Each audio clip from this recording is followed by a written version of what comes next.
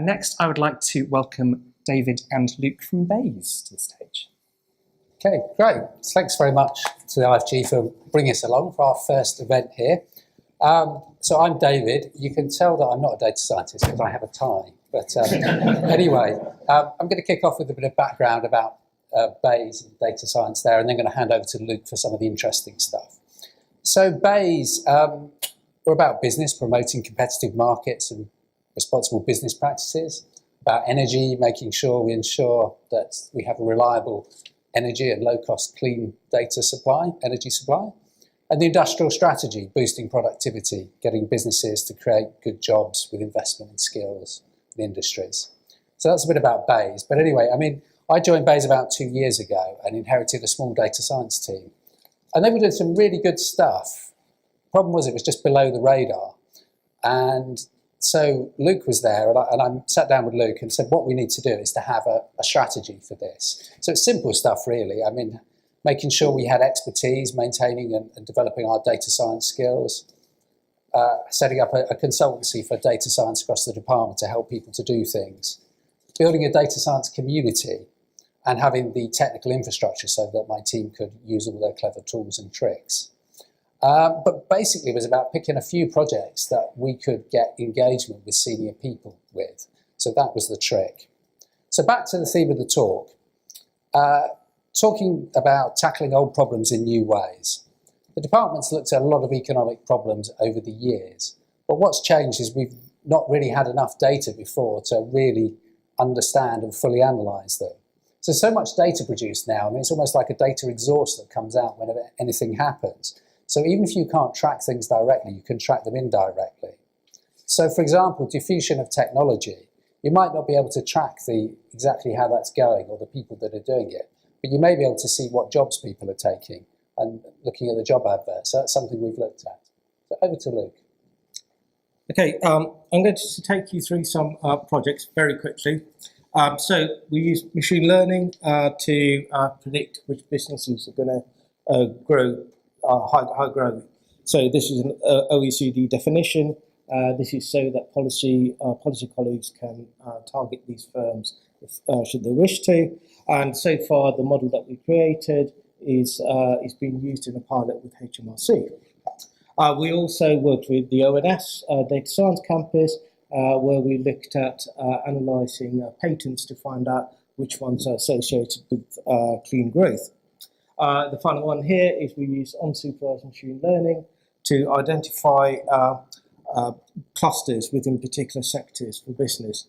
Now, this is sort of built up from a bottom-up approach, and the main advantage here is that we don't rely on the existing geography boundaries. We also do natural language processing. So the example here is we looked at job advert data.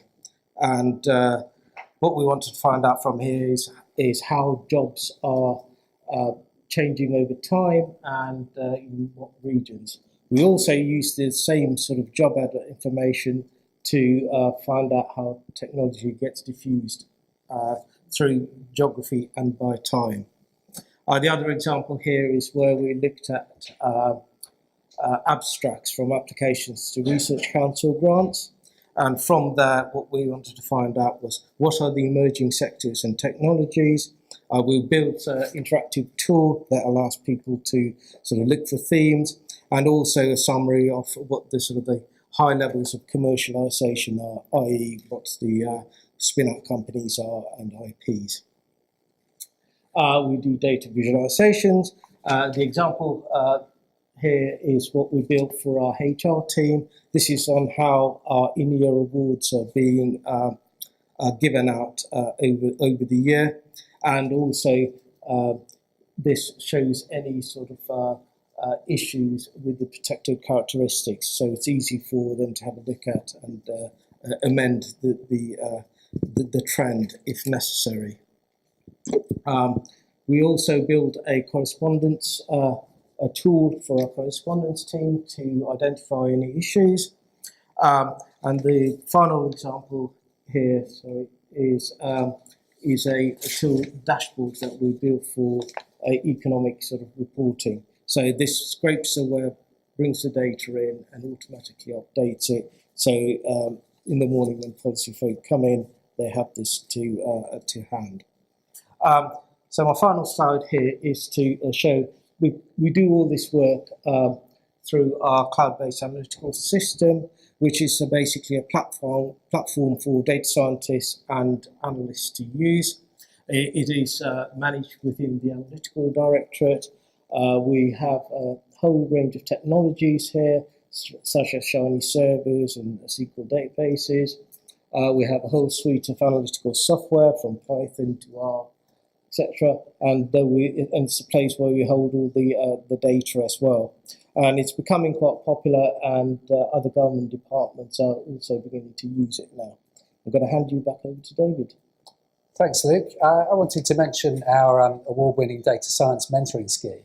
So this is open to analysts across the department who recommend different projects that we want to have a look at. And what we have is around 6 people in the teams, and they have, some of them have programming experience, some of them have none, and we pair them up with one of my experienced data scientists as a mentor. So they work together over a period, work on this project, and then report back at the end of the period.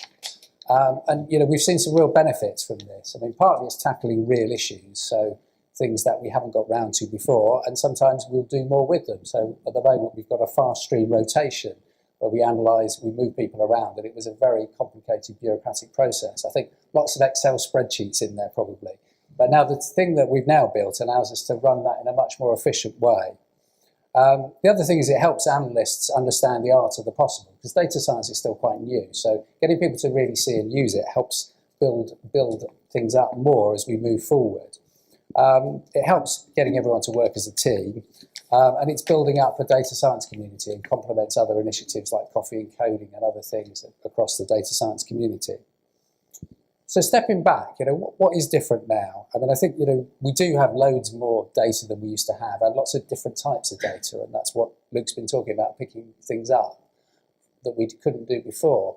We've obviously got much more faster data processing and tools, and we've got loads of techniques. I mean, I must say that lots of the techniques have been around before. That's not new as analysts. I've learned them, that sort of machine learning, really, it's sort of logistic regression, which I learned about a very, very long time ago. But anyway, I think the point really here is that data science is allowing the department to tackle old problems in new ways. And I think we must be doing something right. I mean, a recent piece of work we did was described as superb by the Cabinet Secretary, and my data science team has won the PermSex Award for the last 2 years. What I'm hoping is we do it again, because my boss wants to find out whether we get to keep the trophy. But, I mean, there's no silver bullets to this. It's probably nothing different from many of the experiences you've had, but we're very happy to answer any questions on it. Okay, thank you. Thank you very much.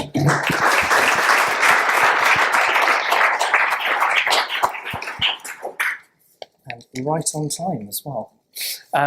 Who would like to ask a question? And again, if you're in the room next door, you can come to the door and ask a question. I am Toby Jolly from the Cabinet Office. Just got a question on the NLP job advert project. What was the data source for that? What were the customers wanting from that project? What did you produce? Thank you very much. Anybody else want to ask a question? Yep, we've got one down the front.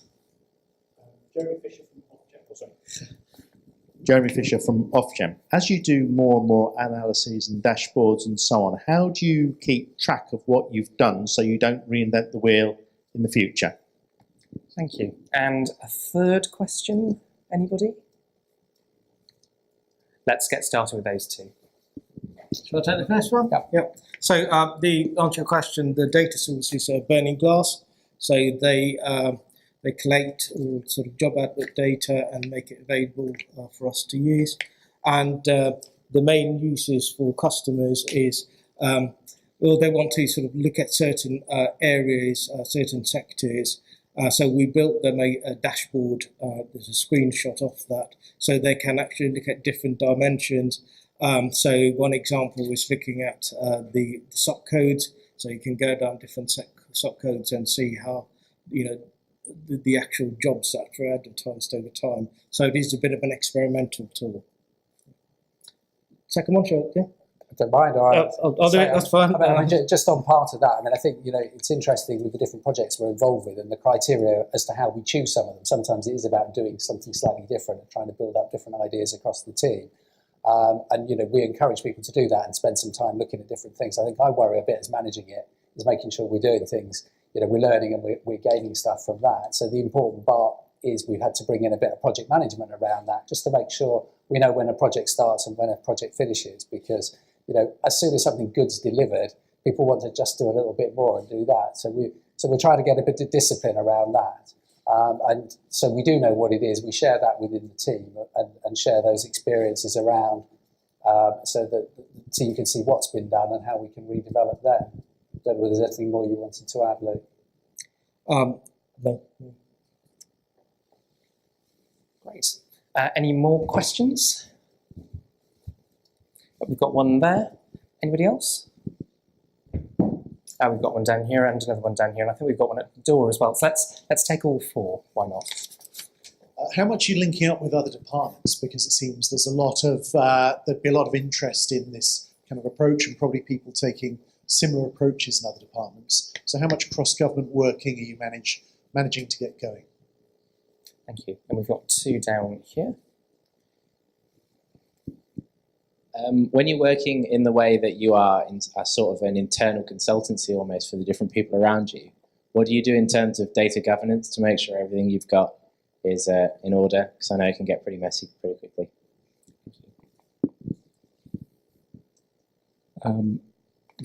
So I'm with a finance and accountancy training body, ACCA, so I'm just wondering in terms of your machine learning work, are you using any data relevant to financial data, or are finance and accounting staff and government using some other type of machine learning outputs in any way at the moment?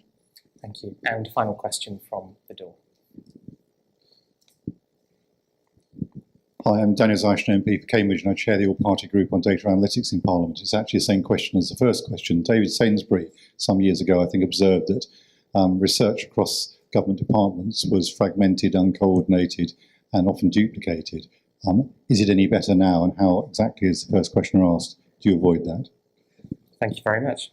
Okay, thanks. I'll take the first one around working with other government departments. I mean, we do, is the answer to that. I mean, there's always more you can do, but indeed the project there around data-enabled change, looking at using HMRC data and ONS data, that was very much, we used data we had from ONS, we worked on the data set. I mean, as with this, you spend a lot of time on the data, probably 80% of the time is sorting out the database.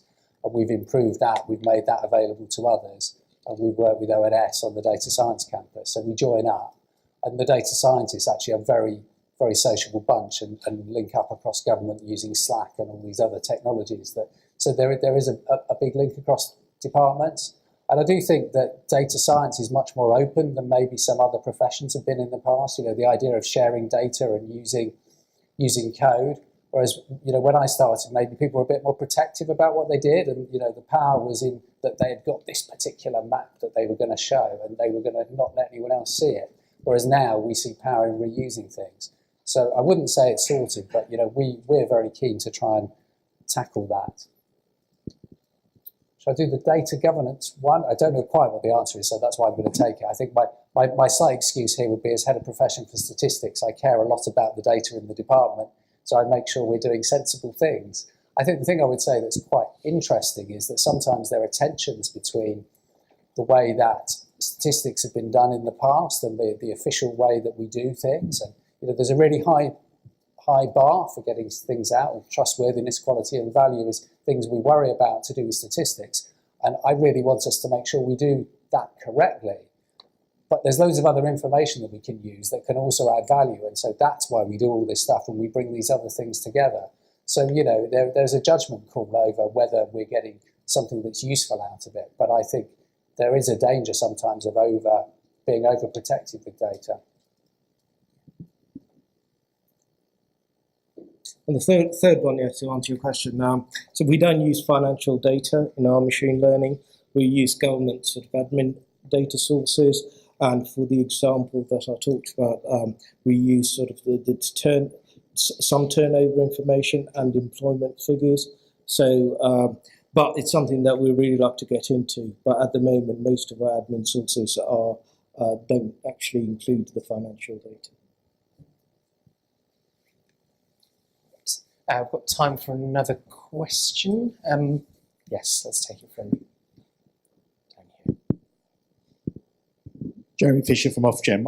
I think you forgot about my question because it was a bit boring, but I asked about how you keep track of what you've done and find it so that you don't reinvent the wheel. Thank you. So we have sorry about that. I did have it written down as well. So we have a good sort of project management system where when we do projects, we basically record it, who is done for, what the outputs are. We also use GitLab for our code control, and so as a team, I make sure that we sort of keep that learning, and we always try to reuse it for other projects. So it's to answer the question, it is through proper documentation and also knowledge sharing. So we don't usually have one person just working on one project and we close it off. We make sure that at least 2 or 3 people are familiar with that project so we can actually reuse it. So what we really need is a really good Excel spreadsheet. So I don't know if you could create one for me, Luke. That would be great. Excellent. Well, David and Nick, thank you very much indeed.